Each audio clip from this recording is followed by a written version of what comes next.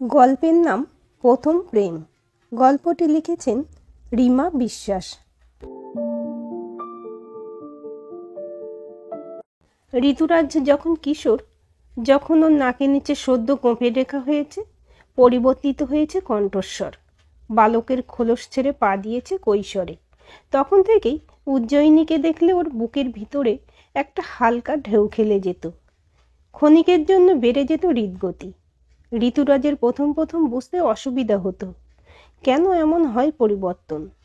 ধীরে ধীরে বয়সের পরিণতি প্রাপ্তির পর ঋতুরাজ বুঝতে শেখে ওর মনের মধ্যে বাস করে উজ্জয়িনী।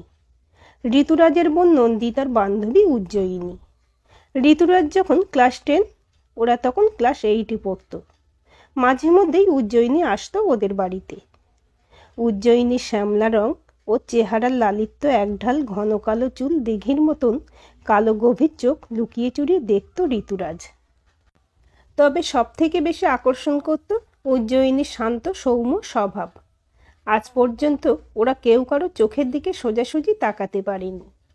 উচ্চ মাধ্যমিকের সময় ঠিক হয় একজন ইংরেজির মাস্টারমশাই বাড়িতে এসে ওদের কয়েকজনকে পড়াবে। অন্য মেয়েদের সঙ্গে যোগ দিল উজ্জয়িনী। ওকে কাছ থেকে দেখার সুযোগটা প্রশস্ত হলো ঋতুরাজের। ইংরেজির মাস্টারমশাই কৌশিকদা ওদের পড়াচ্ছে। ড্রয়িং রুমটা বেশ বড়, সেখানেই সোফায় বসে পড়া। উজ্জয়িনী একটা মাল্টি কালারের লং স্কার্ট আর ফুল স্লিভ সাদা রঙের টপ পরেছিল। ঋতুরাজ জল খাবার বাহানায় এলো ওদের ড্রয়িং রুমের এক পাশে রাখা ফ্রিজের সামনে।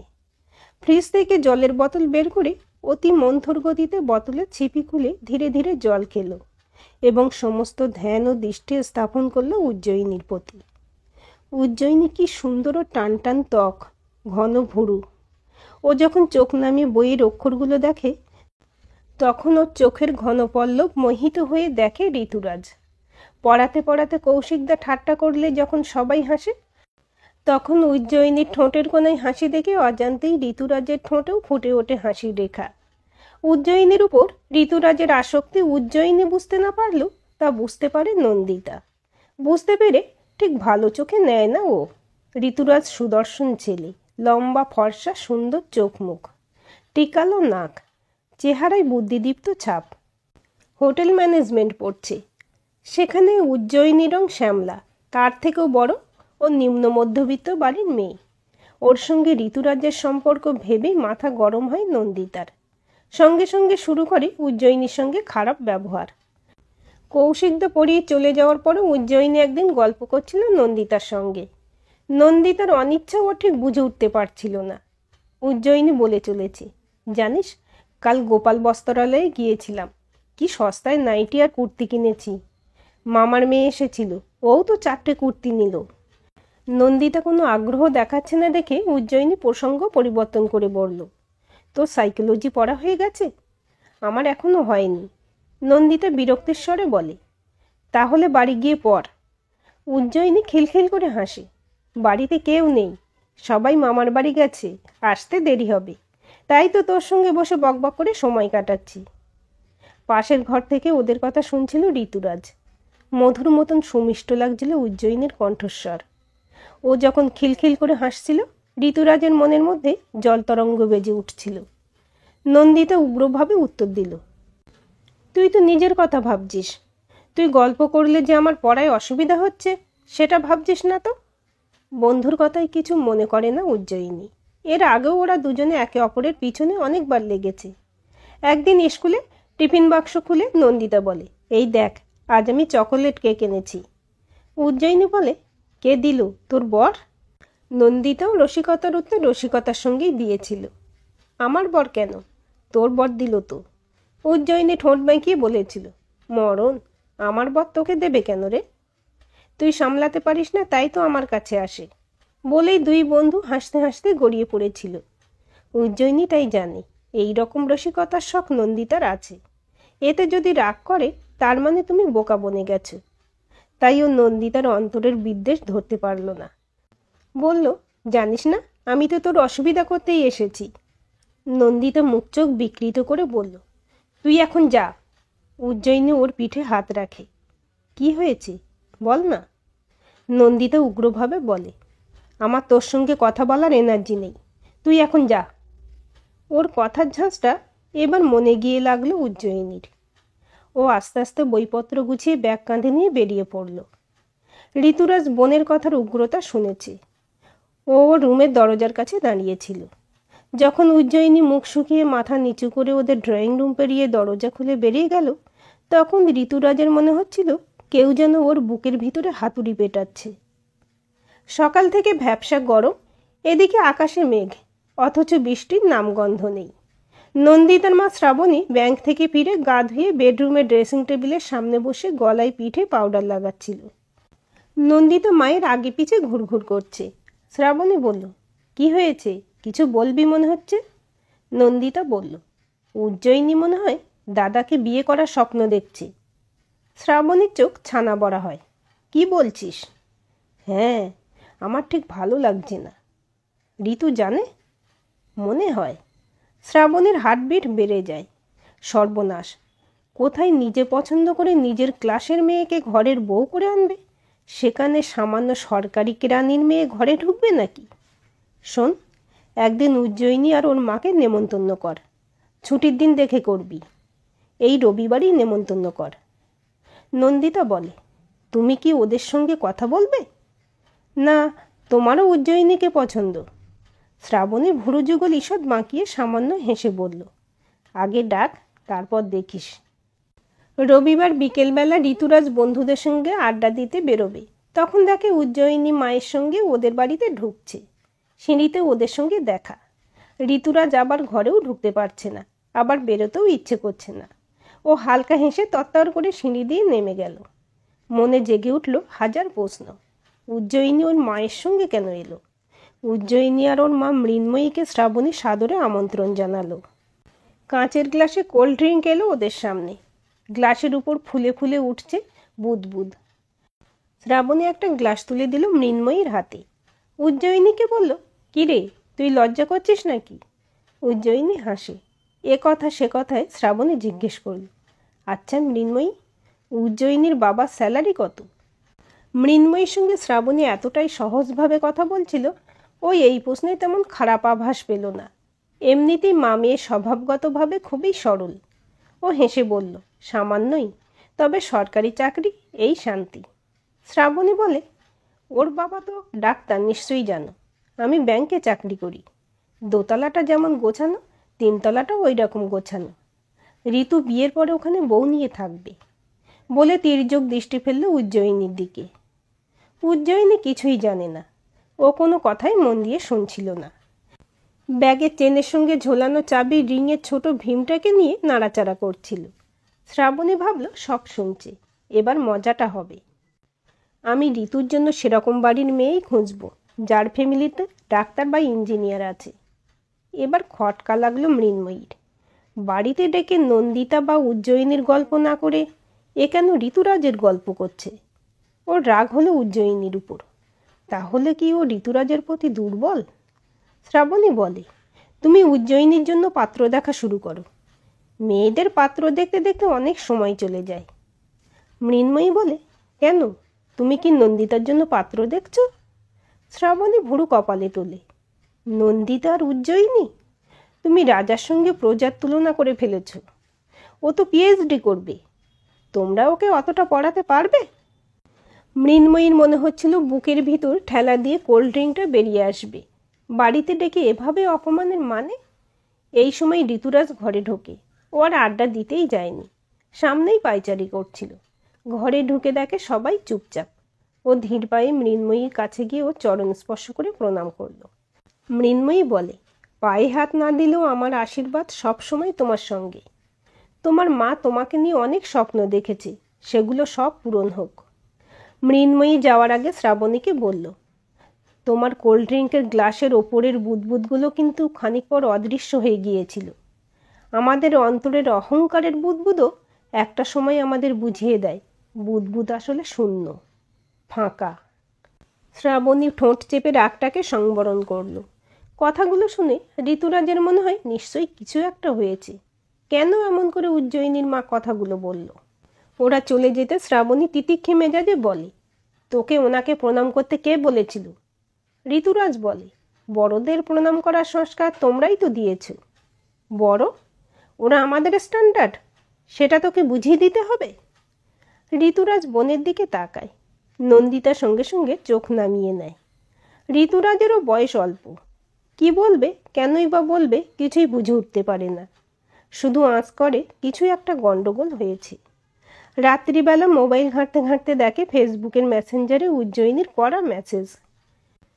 তোমায় আমি কবে কি বলেছি যে তুমি তোমার মাকে দিয়ে আমাদের এত অপমান করালে? সঙ্গে সঙ্গে ঋতুরাজ রিপ্লাই করে, তোমার সঙ্গে দেখা করতে চাই। কোনো উত্তর আসে না। ঋতুরাজ বারবার মোবাইল চেক করে উত্তর পায় না। এদিকে বাড়ি ফিরে উজ্জয়িনী মায়ের কাছে প্রচণ্ড বকা খায়। অকারণে এভাবে বকা খাওয়াতে ওরও বিরক্তি চরম সীমায় পৌঁছায়। সব রাগ গিয়ে পড়ে ঋতুরাজের উপর। ছেলেটা কি এমন বলেছে যার জন্য সব কিছু এত বাড়াবাড়ি পর্যায়ে চলে গেল? আর ও মাঝখান থেকে বলির পাঁঠা হলো। পরদিন স্কুলে যাওয়ার পথে দেখে রাস্তায় ঋতুরাজ ওর অপেক্ষায়। ওকে দেখে এগিয়ে এলো। তুমি কেন রাগ করেছো আমি কিছুই জানি না। এতদিন ওদের মাঝে যে জড়তা ছিল, যে লজ্জা ছিল, এক ঝটকায় সেই লজ্জার পর্দা যেন ছিন্ন হয়ে গেছে। উজ্জয়িনী চোখে মুখে একটা তেজ। রেগে গেলে ওকে আরও আকর্ষক লাগে। উজ্জয়িনী বলল, আমি বলেছি আমি তোমায় পছন্দ করি। ঋতুরাজের বুকে গিয়ে লাগলো। ও বলল, কেন পছন্দ করো না?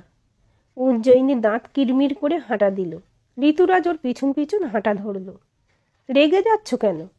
উজ্জয়িনী বলে, তুমি তোমার মাকে কি বলেছ? ঋতুরাজ বলে, মাকে পরে বলবো, আগে তোমাকে বলতে চাই। উজ্জয়িনী চোখ পাকিয়ে জিজ্ঞেস করল, কি বলতে চাও? ঋতুরাজ ঢোক গিলে মাথা চুলকোতে লাগলো।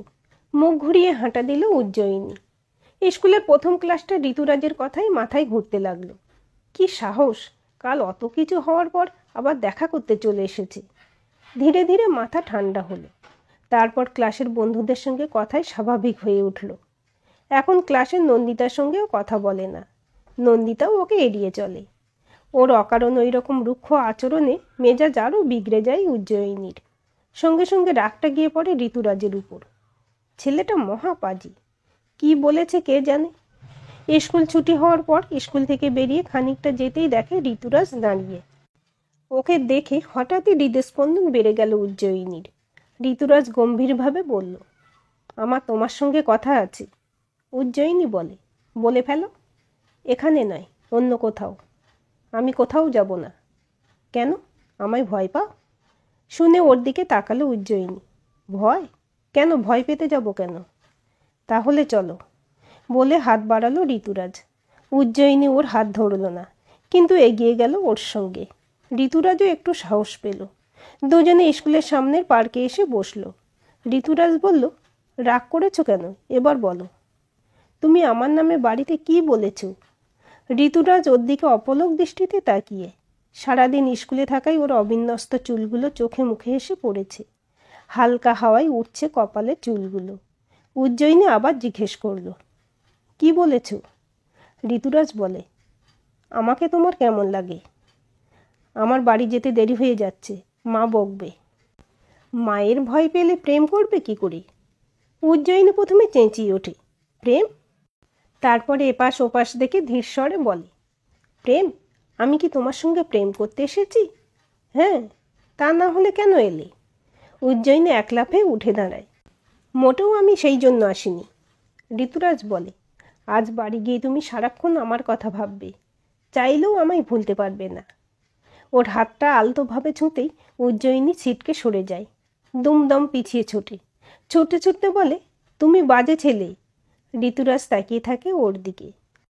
বাড়ি ফিরে উজ্জয়িনীর কানে ভাসতে থাকে ঋতুরাজের কণ্ঠস্বর। বইয়ের পাতায় ভেসে ওঠে ওর মুখ। সত্যি বলেছিল ছেলেটা, আজ সারাক্ষণ ওর কথাই মনে পড়ছে। প্রেম? আবার ঋতুরাজের সঙ্গে? ভেবে জিভ কাটল উজ্জয়িনী। না, কখনো না। ও যদি আবার ওর সঙ্গে যেতে বলে তবে উজ্জয়িনী কিছুতেই যাবে না। পরদিন স্কুলে যাওয়ার পথে একটা ছোট্ট ছেলে একটা কাগজ ওর হাতে ধরিয়ে দিয়ে পালালো। উজ্জয়িনী এদিক ওদিক তাকাতে দেখে সামনে ঋতুরাজ দাঁড়িয়ে হাসছে। বদমাইশ ছেলে, কালকে বাজে ছেলে বললাম তাও লজ্জা নেই। কাগজটা খুলে দেখে বোধহয় 100 বার লিখেছে উজ্জয়িনী। নানাভাবে একদম মাইক্রোস্কোপিক সাইজ থেকে ধীরে ধীরে বেড়েছে হরফের আকৃতি। পাতার নিচে একটা জায়গায় লেখা আছে ঋতুরাজ। দেখে মনটা নরম হলো ওর। বেচারা কত সময় নিয়ে লিখেছে। উজ্জয়িনী ওর কাছে গিয়ে বলল, এতবার রাম নাম লিখলে তোমার কাজ হতো। ঋতুরাজ বলে, রামের কাছেও তোমাকেই চাইতাম, তাই ডাইরেক্ট তোমার নামটাই লিখলাম। উজ্জয়িনী ঠোঁটের কোণায় হাসি ফুটে উঠল। ঋতুরাজ বলল, তবে প্রেমটা ফাইনাল? বাজে ছেলে বলে ছুটে পালালো উজ্জয়িনী। বাড়ির লোকের কড়াকড়ি ওদের মাঝের বাঁধন মজবুত করে দিল। লজ্জার দ্বিধার দেওয়াল পেরিয়ে ওরা চলে এলো কাছাকাছি। উচ্চ মাধ্যমিক পরীক্ষা শুরু হতে প্রত্যেক পরীক্ষার দিন ঋতুরাজ ওর সঙ্গে দেখা করতে যায়। ওর চোখের ভরসায় যেন উজ্জয়িনী অনেক সাহস পায়। শেষ পরীক্ষার দিন স্কুল থেকে বেরিয়ে দেখে ওর অপেক্ষায় দাঁড়িয়ে ঋতুরাজ। উজ্জয়িনীকে দেখে এগিয়ে এলো। কেমন হলো পরীক্ষা? ভালো। দুজনে একসঙ্গে এগোয়। ওদের একসঙ্গে যেতে দেখে নন্দিতা। উজ্জয়িনীর সঙ্গে চোখাচোখি হতে ও কোনো কথা না বলে দ্রুত চলে যায়। উজ্জয়িনী বলে, নন্দিতা আমাদের দেখলো, এবার তোমার মাকে বলবে। ঋতুরাজ ওর হাতটা ধরে। ভালোই তো, বলুক। আমার মা আমায় আস্ত রাখবে না। ঋতুরাজ হাসল। ভালো হবে, তোমায় 2 টুকরো করলে 1 টুকরো আমি নিয়ে আসব। তুমি আর কি করো, তোমার আর কি। ঝামেলা তো আমাকেই পোহাতে হবে। ঋতুরাজ ওর হাতটা শক্ত করে চেপে ধরে। কিছু হবে না। উজ্জয়িনী রেগে যায়। কেমন নির্লিপ্ত ছেলে তুমি, কিছু হবে না বললেই হলো। ঋতুরাজ বলে, আমি বাবাকে সব বলেছি। উজ্জয়িনী হতবাক হয়। ঋতুরাজ বলে, আমি আর বাবা বরাবর বন্ধুর মতন। বাবারও কৈশোরে ভালো লাগতো একজনকে, তা সফল হয়নি। আমাদের স্বপ্ন বাবা বলছে কখনো ভাঙতে দেবে না। উজ্জয়িনী বলে, তোমার মা? ঋতুরাজ বলল, আমাদের দুজনের মাকে একটা ঘরে বন্ধ করে দিলে কেমন হয় বলো তো? খিলখিল করে হাসে উজ্জয়িনী। ঋতুরাজ বলে, যদি আমাদের মাঝে বিশ্বাস আর ভরসা থাকে তবে আমাদের সম্পর্ক কোনো দিনও ভাঙবে না। নন্দিতা বাড়ি গিয়ে মাকে সচক্ষে যা দেখেছে তা আরও বাড়িয়ে বলল। দাদা উজ্জয়িনীর হাতটা ধরেছিল, দুজনে গা ঘেঁষে হাঁটছিল। উজ্জয়িনী পুরো ওকে ফাঁসিয়েছে। হঠাৎ দেখে সামনে বাবা দাঁড়িয়ে। নন্দিতা ভয় পেয়ে যায়।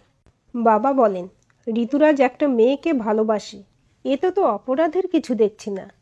যদি সারা জীবন ওর মনে একটা সম্মানের স্থানে বিরাজ করতে চাও, যদি ওর কাছ থেকে ভালোবাসা পেতে চাও, তবে ওর আনকোড়া মনে কোনো ক্ষত এনো না, যাকে ভুলতে না পেরে ও তোমাদের দুজনকে কোনো দিনও মাফ করতে না পারে। শ্রাবণী মাথা নিচু করে রইল। বাবা বললেন, ঋতু আমায় সব বলেছে। এই রবিবার আমি নিজে গিয়ে উজ্জয়িনীর বাড়ির লোকের সঙ্গে কথা বলে আসব। ওরা এখন দুজনেই ছোট, ভবিষ্যতে যাতে দুজনেই সুখে থাকে আমাদের কর্তব্য সেই দিকে নজর দেওয়া, ওদের জীবন দুর্বিষহ করা নয়। জানালার ধারে কামিনী গাছের ফুলের গন্ধে বাতাস মেতেছে, বইছে মিষ্টি হাওয়া। উজ্জয়িনী ওর বিছানায় শুয়ে ফোন করলো ঋতুরাজকে। কি করছো? অপেক্ষা। কিসের অপেক্ষা?